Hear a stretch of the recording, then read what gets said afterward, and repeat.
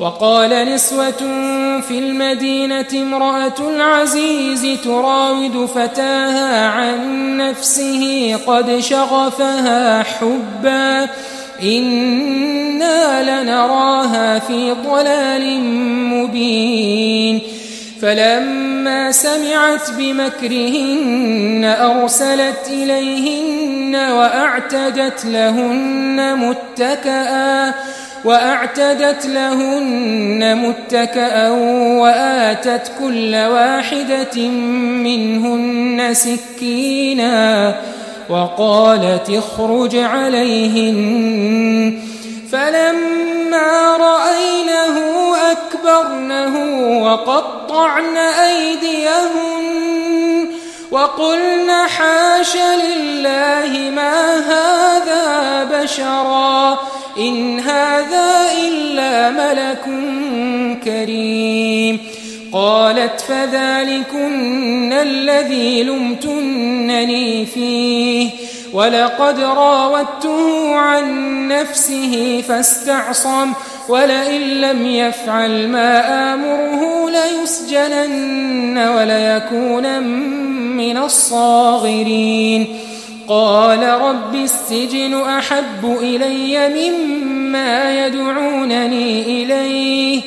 وإلا تصرف عني كيدهن أصب إليهن وأكن من الجاهلين فاستجاب له ربه فصرف عنه كيدهن إنه هو السميع العليم ثم بدا لهم من بعد ما رأوا الآيات ليسجننه حتى حين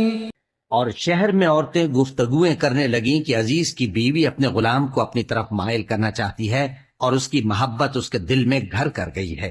हम देखती हैं कि वो खुली गुमराही में है। फिर जब जुलेखा ने उन औरतों की गुफ्तगू जो हकीकत में दीदार यूसुफ के लिए एक चाल थी सुनी तो उनके पास दावत का पैगाम भेजा और उनके लिए एक महफिल मुरत्तब की और फल तराशने के लिए हर एक को एक एक छुरी दी और यूसुफ से कहा कि उनके सामने आओ। जब औरतों ने उनको देखा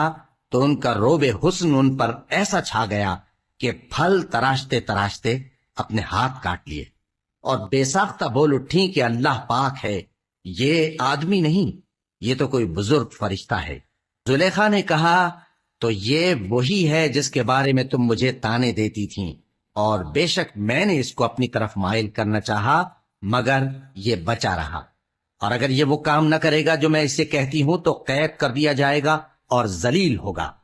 यूसुफ ने दुआ की कि परवरदिगार जिस काम की तरफ ये मुझे बुलाती हैं उसकी निस्बत मुझे कैद पसंद है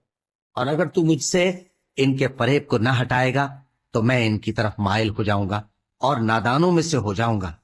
बस उनके रब ने उनकी दुआ कबूल कर ली और उनसे औरतों का दांव टाल दिया। बेशक वही तो सुनने वाला है, जानने वाला है।